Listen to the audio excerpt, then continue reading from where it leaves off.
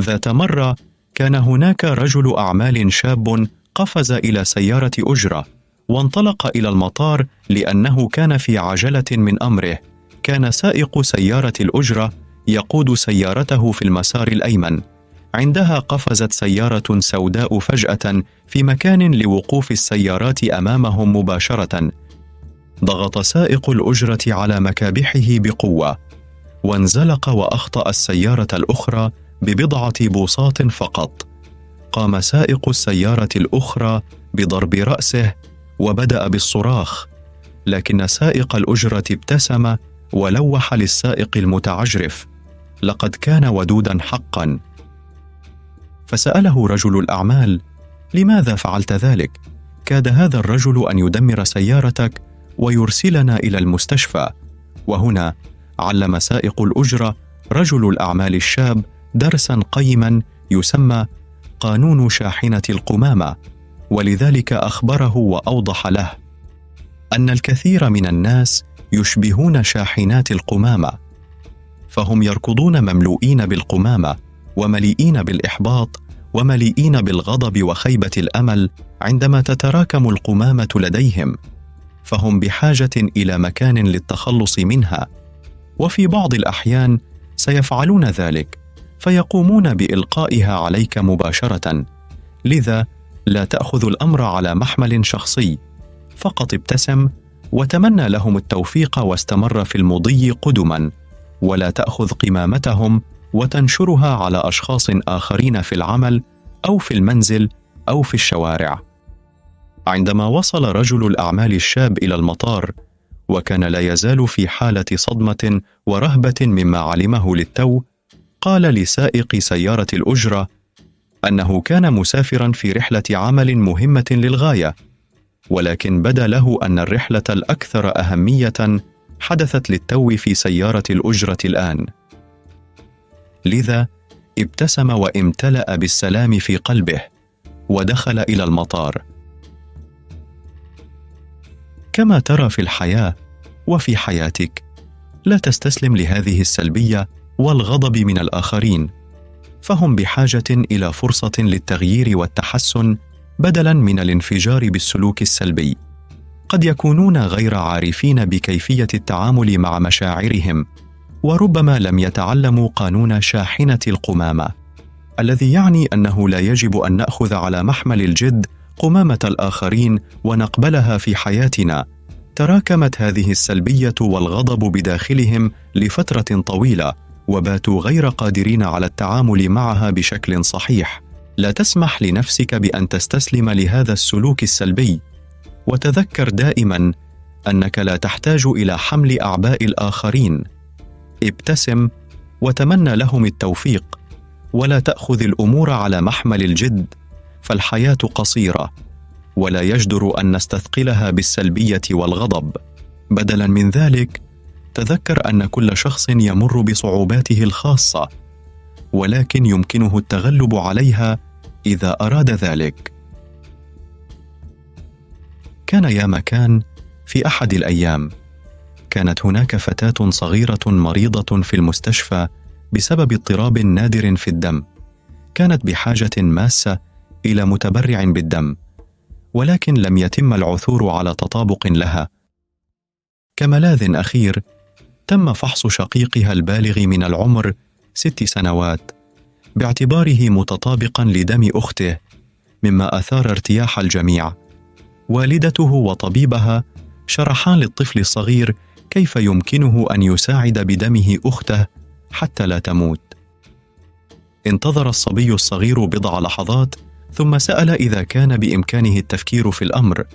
كان ذلك رد الفعل الذي توقعته الأم والطبيب، فوافقا. في اليوم التالي جلس الطفل الصغير أمام الطبيب مع والدته وقال إنه وافق على إعطاء أخته ما تحتاج إليه. تحرك طاقم المستشفى بسرعة لأن أخته كانت تتلاشى بسرعة كبيرة. حتى يتمكن الطفل الصغير من فهم ما يحدث، تم وضعه في سرير بجوار أخته، وهكذا بدأت عملية نقل الدم بسرعة.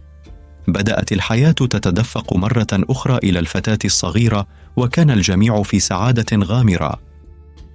ثم التفت الطفل الصغير إلى الطبيب وبهدوء سأل: كم من الوقت سيستغرق قبل أن أموت؟ كان الطفل الصغير يعتقد أنه من خلال التبرع بدمه فإنه يضحي بحياته، ولهذا السبب أخذ بعض الوقت للتفكير في الأمر. كما ترى في الحياة وفي حياتك، متى كانت آخر مرة ساعدت فيها شخصاً ما؟ متى كانت آخر مرة كنت فيها غير أناني حقاً؟ متى كانت آخر مرة عشت فيها حياتك حقاً وتحملت المخاطرة الكاملة وعالجت المشكلة بشكل مباشر؟ كن غير أناني، كن شجاعاً، كن محباً ولطيفاً، انشر الحب والعطاء في كل مكان، واجعل العالم أفضل بوجودك. في إحدى الأيام كان هناك رجل يعيش في قرية صغيرة. يوما ما كان يمشي بين أزقتها المتعرجة يفكر في تجاربه السابقة والدروس التي تعلمها. كانت هناك لحظات كثيرة شعر فيها باليأس، حيث اعتقد في بعض الأحيان أنه فهم آيات الله بشكل خاطئ، وأنه اتخذ قرارات خاطئة في حياته.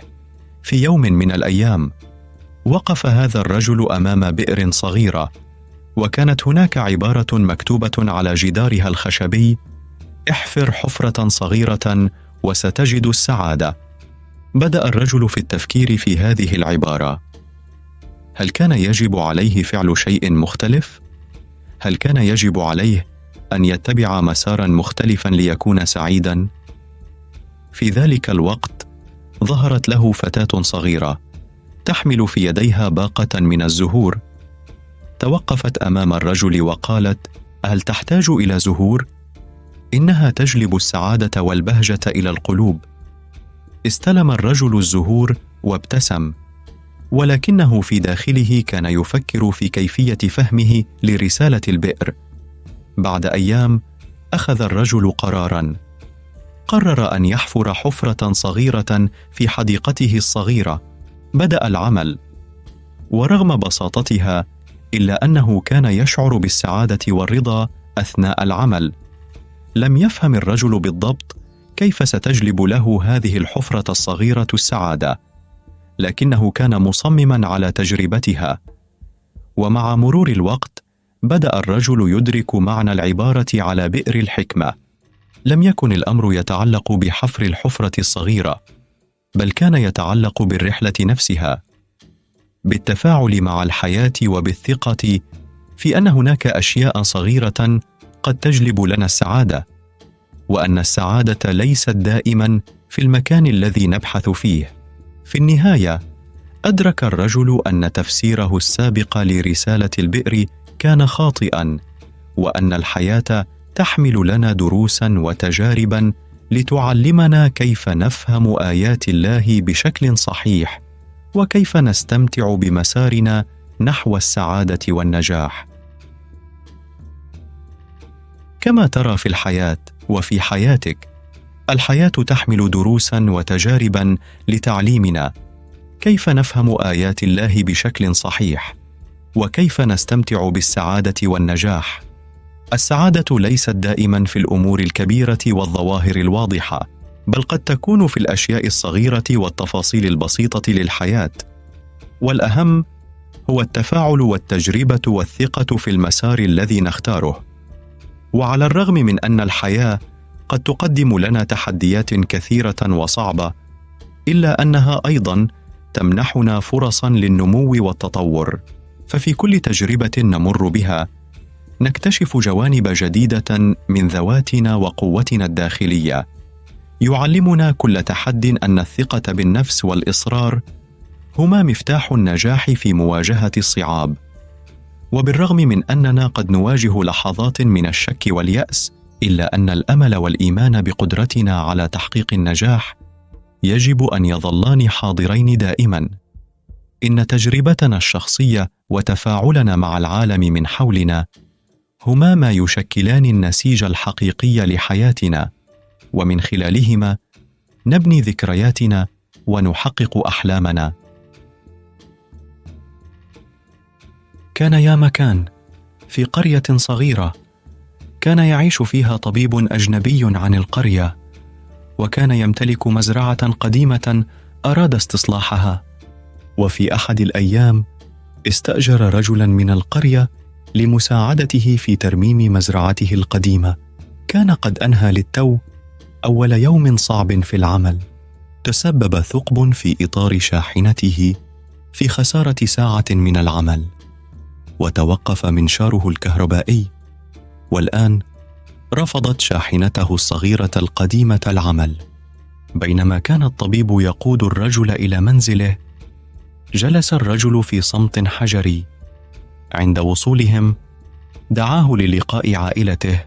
بينما كانوا يسيرون نحو الباب الأمامي، توقف الرجل لفترة وجيزة عند شجرة صغيرة، ولمس أطراف الفروع بكلتا يديه. عند فتح الباب خضع لتحول مذهل. كان وجهه الأسمر الغاضب مبتسم، احتضن طفليه الصغيرين وزوجته. في اليوم التالي جاء صاحب المزرعة إلى منزل الرجل ليصطحبه إلى العمل. بعد ذلك ركب في السيارة. توقف الرجل أيضا مرة أخرى لفترة وجيزة عند الشجرة الصغيرة، ولمس أطراف الفروع بكلتا يديه مرة أخرى.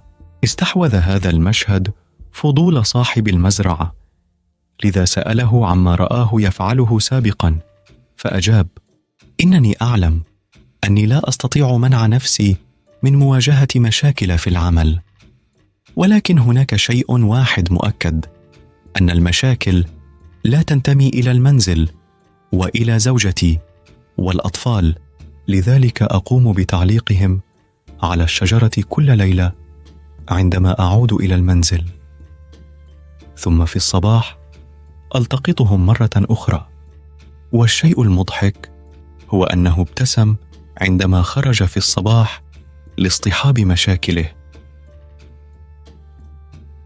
ترى في الحياة وفي حياتك المس شجرة المشاكل قبل أن تعود إلى المنزل، وأترك مشاكلك وهمومك خارج منزلك، خارج شقتك، خارج غرفتك.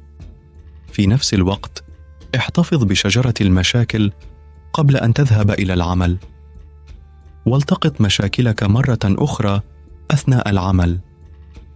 حافظ على نظافة منزلك، حافظ على نظافة عقلك. ابقى حاداً، ابقى قوياً. مشاكل اليوم قد تكون بذرة لأفكار أفضل غداً، لذلك احتفظ بروح الاستكشاف والتطور، وكن مستعداً لتحدي ذاتك وتطوير قدراتك. في يوم من الأيام في بلدة صغيرة كان يعيش رجل قد سافر بعيداً عن المنزل. بعد رحلة طويلة عاد ليجد منظراً مرعباً، منزله يحترق. كان هذا المنزل أجمل منزل في المدينة بأكملها، وكان الرجل يحمل عاطفة عميقة اتجاهه. عرض العديد من المواطنين ضعف قيمته، حريصين على جعله خاصاً بهم، لكن الرجل كان يرفضهم دائماً. والآن هناك النار مباشرة أمام عينيه الدامعتين. تجمع حشد من الآلاف، ولكن الحريق أصبح خارج نطاق السيطرة. غمر الحزن الرجل الذي كان يعلم أنه لا يوجد شيء يمكنه فعله، لذلك وقف هناك بقلب مثقل. ثم هرع إليه ابنه وهو يتحدث بهدوء في أذنه: لا تقلق يا أبي، لقد بعت المنزل بالأمس، وحصلت على مبلغ استثنائي، سعر مرتفع 3 أضعاف. سعر العرض كان جيدا جدا، بحيث لا أستطيع انتظار عودتك. أرجوك سامحني. انتشر بصيص من الارتياح على وجه الأب وهو يقول: الحمد لله، إنه ليس لنا الآن. ثم استرخى الأب وأصبح مراقبا صامتا مثل الآلاف من المراقبون الآخرين. قبل لحظة واحدة فقط من عدم كونه مراقبا كان ملتصقا به. هو نفس المنزل ونفس النار، كل شيء على حاله، ولكنه الآن غير قلق في الواقع. بدأ يستمتع تماما مثل أي شخص آخر في الحشد، ولكن تعطل هدوءه عندما جاء ابنه الثاني مسرعا وصرخ: لماذا تبتسم يا أبي؟ ألا ترى المنزل يحترق؟ أجاب الأب: ألم تسمع أن أخاك باعه؟ أصبح وجه الابن الثاني جديا لأنه قال: إننا تلقينا دفعة مقدمة، لم يتم تسوية المبلغ بالكامل بعد. لدي شكوك فيما إذا كان المشتري سيظل يريده. في لحظة كل شيء تغير مرة أخرى. الدموع التي اختفت عادت للظهور في عيني الأب، اختفت ابتسامته وتسارع قلبه، وقد عاد للشعور بالملكية إلى الانفصال. ثم وصل الابن الثالث وهو يخبره بأخبار مطمئنة أن الرجل رجل شرف، وقد التقى به للتو، وقال: يحترق المنزل أم لا؟ فهو لي، وأنوي دفع السعر المتفق عليه. لم يكن بمقدور أي منا توقع الحريق، وسع الفرح العائلة، وأصبحوا جميعا مجرد مراقبين متحررين من الارتباط. ترى في الحياة وفي حياتك أن في الواقع لم يتغير شيء في المنزل أو في النار. ما تغير حقا هو الشعور بالملكية. هذه الممارسات البسيطة لمراقبة العقل، إن إدراك المرء بالانفصال عنه وفهم أن الأفكار لا تحمل أي قوة حقيقية هو درس عميق. كل شيء يبدأ بفكرة واحدة. ازرع فكرة وسوف تنمو إلى فعل، وتصبح فعلا، وسوف تزدهر لتصبح عادة. ازرع عادة وسوف تشكل شخصيتك. احتضن شخصيتك وستصنع مصيرك. ذات مرة عاش هناك حكيم معروف بقدرته لحل المشكلات الصعبة. في أحد الأيام جاءه زائران يحتاجان إلى نصيحته، وكلاهما من الشباب المهذبين، وكلاهما أصر أن الآخر يجب أن يذهب أولا. بعد بعض المناقشة اكتشفوا أن أسئلتهم كانت في الأساس هي نفسها، لذلك استقروا على التحدث مع الحكيم في نفس الوقت. سأل أحد الشباب الحكيم: مشاكلنا متشابهة، فكلانا موظفون من مستوى منخفض، ونتلقى معاملة سيئة في العمل، ولا نحظى بأي احترام على الإطلاق، وأرباب العمل يضغطون علينا باستمرار. هل يمكنك من فضلك إخبارنا إذا كان علينا أن نترك وظائفنا؟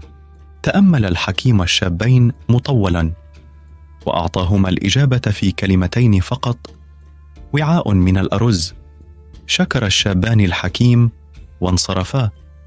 فكروا في الإجابة أثناء عودتهما إلى المدينة. بعد فترة كسر أحدهما حاجز الصمت وقال للآخر: كان هذا مثيرا للاهتمام. ما الذي تعتقد أن الحكيم يقصده؟ ومن الواضح إلى حد ما أن وعاء الأرز يمثل وجباتنا اليومية. قال الشاب الثاني: أعتقد أنه كان يخبرنا أن الوظيفة ليست أكثر من وسيلة لكسب العيش. نعم، عندما يتعلق الأمر بها، هذا كل ما نخرجه من العمل، وجباتنا اليومية. لقد ذهبا في طريقين منفصلين. واصل أحدهما العمل في نفس المكان، وقدم الآخر خطاب استقالته فور عودته، وعاد إلى الريف واشتغل بالزراعة. بعد عدة سنوات حقق هذا الشاب نجاحا كبيرا كمزارع. استخدم ما تعلمه في المدينة لاستيراد بذور عالية الجودة، وأصبحت الفواكه والخضروات التي زرعها معروفة بأنها الأفضل في المنطقة. ولم يتمتع بأرباح كبيرة فحسب، بل تمتع أيضا بسمعة كخبير. الشاب الذي ظل في العمل لقد قام بعمل جيد أيضا، كما لو أنه أصبح شخصا مختلفا، فقد تولى مهاما صعبة وأظهر قدرة على التعامل مع الشدائد، وقد ارتقى في الرتب وتلقى ترقية تلو الأخرى حتى أصبح مديرا. في أحد الأيام التقى الاثنان مرة أخرى بالصدفة، وبمجرد أن انشغلا ببعضهما البعض أدركا أنهما حصلا على وظيفتين مختلفتين تماما. المسارات مبنية على نفس الإجابة بالضبط من الحكيم. لقد كانوا أثرياء وسعيدين على حد سواء، ولكن أي طريق هو الصحيح؟ كم هو غريب حيرة المدير. وقال للمزارع: كلانا سمعنا الحكمة بنفس الطريقة، لماذا تركت العمل؟ كان المزارع في حيرة أيضا، وقال: لم تكن الوظيفة أكثر من وسيلة للحصول على وجباتي اليومية، فلماذا أجبر نفسي على البقاء في وضع رهيب لمجرد الحصول على وعاء من الأرز؟ ولماذا بقيت أنت؟ رد المدير وقال: أدركت أن الوظيفة لا تعني شيئا أكثر من وعاء من الأرز، ولقد كنت منشغلا بها. بمجرد أن فهمت ذلك أدركت أنه لم تكن هناك حاجة لأن أشعر بالانزعاج الشديد. لم يكن علي أن أتحمل الإساءات المتراكمة علي شخصيا، لذا بالطبع بقيت. أليس هذا ما كان يعنيه؟ والآن أنا في حيرة من أمري. هل كان يقصد أن نسير في طريقك أم طريقي؟ دعنا نذهب ونراه مرة أخرى، ونصل إلى جوهر هذا مرة أخرى. لقد قدموا أنفسهم أمام الحكيم وشرحوا سبب زيارتهم، وقالوا: نود أن نعرف المعنى الحقيقي لنصيحتك منذ كل تلك السنوات الماضية. هل يمكنك أن تعطينا بعض الأفكار مرة أخرى؟ أجابهم الحكيم وأعطاهما إجابته مرة أخرى بكلمتين فقط: فارق فكر. كما ترى في حياتك، لدينا جميعا طرقنا الخاصة، مثل النهر الذي يتدفق إلى الأسفل. مهما كان الاتجاه الذي ستسلكه فإنك ستصل إلى نقطة سعادتك.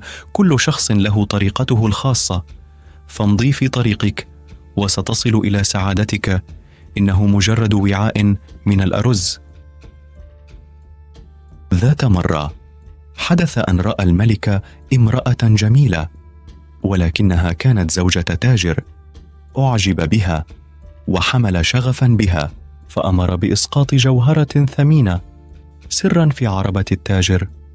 اختفت الجوهرة وتم البحث عنها. تم القبض على التاجر بتهمة السرقة، وتظاهر الملك بالاستماع باهتمام كبير، وبأسف ظاهر أمر بإعدام التاجر، بينما كانت زوجة التاجر مرسلة إلى الحريم الملكي.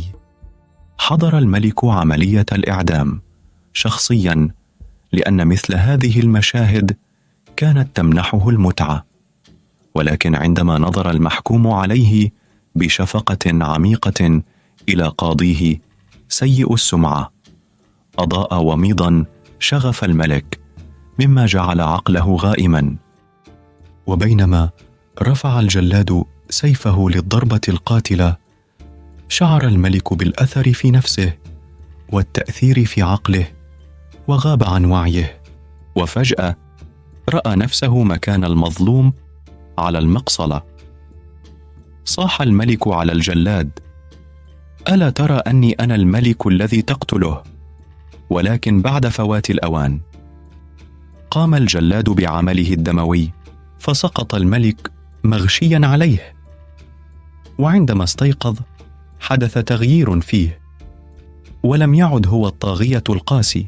ومن تلك اللحظة فصاعدا عاش حياة القداسة والاستقامة. قال الناس إن شخصية الملك قد طبعت في ذهنه: أنتم الذين ترتكبون جرائم القتل والسطو والسرقة، شر غرور النفس يغطي أنفسكم، خداع النفس يغطي أعينكم. لو رأيتم الأشياء على حقيقتها وليست كما تبدو، فلن تتسببوا في إلحاق الأذى والألم بأنفسكم بعد الآن؟ ألا ترون أنه سيتعين عليكم التكفير عن سيئاتكم؟ سوف تحصدون ما زرعتم. ما تراه في الحياة وفي حياتكم. كان بإمكانك رؤية الأشياء كما هي وليست كما تظهر، فلن تتسبب بعد الآن في إلحاق الأذى والألم بنفسك، وهذا ليس صحيحا للآخرين ولكن على أنفسكم. كل شخص تسببوا له الألم وتؤذيه. هل هذا كل ما تعملون عليه؟ ألا ترون أنه سيتعين عليكم التكفير لسيئاتكم؟ ستحصد ما زرعت. ستحصد.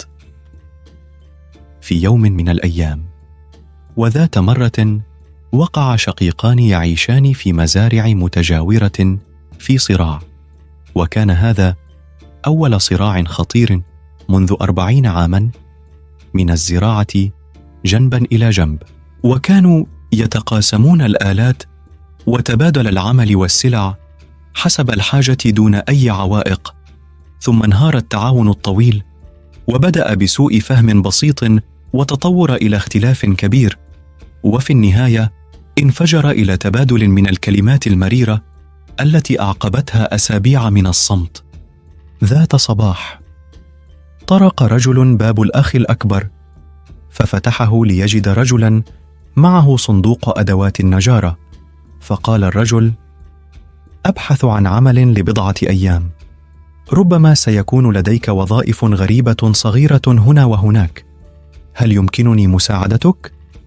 قال الأخ الأكبر: نعم، لدي وظيفة لك.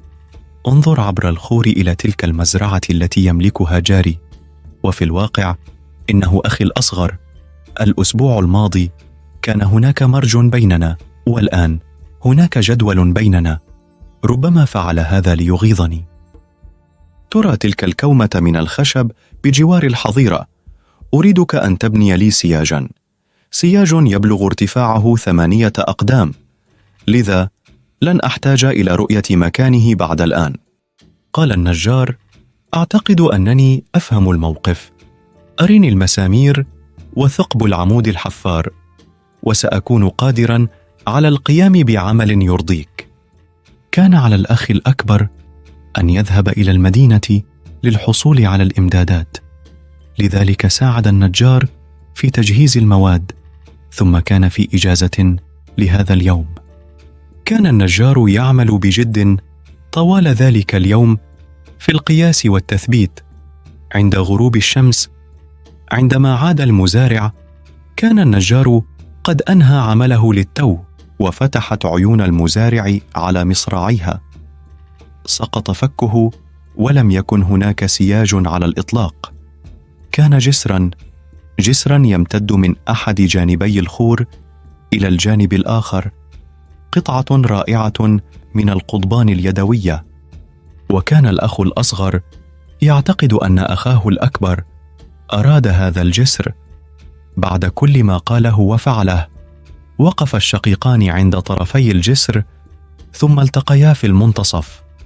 أمسك كل منهما بأيدي الآخر، ثم استدارا ليرى النجار يرفع صندوق الأدوات على كتفه. قال الأخ الأكبر للنجار: لا تذهب، ابق بضعة أيام، لدي الكثير من المشاريع الأخرى لك.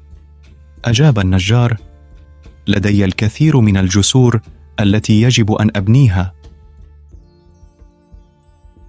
ترى في الحياة وفي حياتك كل يوم لديك الخيار من بناء سياج أو بناء جسر، أحدهما يؤدي إلى العزلة، والآخر إلى الانفتاح والسلام والوئام. الحياة قصيرة، لذا سامح بسرعة وسهولة، وتذكر دائما الخير الذي يفعله لك أخوك أو صديقك. في يوم من الأيام، في قرية صغيرة، كان يعيش فيها رجل حكيم وله 4 أبناء صغار، وقد عزم على تلقينهم درس مهم عن مخاطر الحكم السريع. فوضع خطة. قرر أن يرسل كل واحد من أبنائه في رحلة فريدة إلى شجرة عملاقة في مكان بعيد. خطط الرجل الحكيم بعناية لتوقيت رحلتهم، بحيث يعيش كل ابن موسما مختلفا. ذهب الابن الأول في رحلته خلال الشتاء، يليه الثاني في الربيع، والثالث في الصيف، والأخير في فصل الخريف.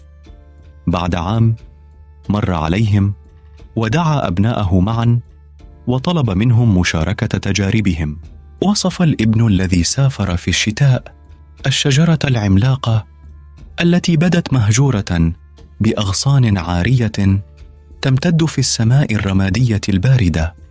اختلف الابن الذي ذهب خلال فصل الربيع في حديثه عن شجرة تفوح بأوراقها الخضراء النابضة بالحياة، وأزهارها الرقيقة التي تزين أغصانها، والرائحة الحلوة التي تملأ الهواء. اختلف الابن الثالث الذي غامر في الصيف الحارق مرة أخرى في رأيهم أن الشجرة كانت مغطاة بأوراق خضراء جميلة وتوفر الظل للمسافرين. كان بإمكاننا تقريبا تذوق الثمار التي لم تأتي بعد. وأخيرا شارك الابن الذي ذهب إلى الشجرة في الخريف وجهت نظره الفريدة، حيث تعجب من الشجرة المثقلة بأشجار ممتلئة وأغصانها تنحني تحت وطأة الثمار. ابتسم الأب الحكيم وأوضح لهم أن كل واحد كان على حق في ملاحظاته، فقد رأوا موسما واحدا فقط من حياة الشجرة، ولم يروا رحلتها الكاملة. فمن الغباء وقصر النظر الحكم على شيء ما على لقاء واحد أو لحظة زمنية، سواء كانت شجرة أو إنسان. لا يمكن اكتساب الفهم الحقيقي للشخص إلا من خلال مراقبة وجوده بالكامل. ارفض الحكم على نفسك أو على الأشخاص الآخرين بناء على خطأ واحد أو وقت معين. لا تترك ألم موسم واحد يدمر فرحة المواسم. ستصبح حياتك أخف بكثير وستشعر بالارتقاء. ثق بي.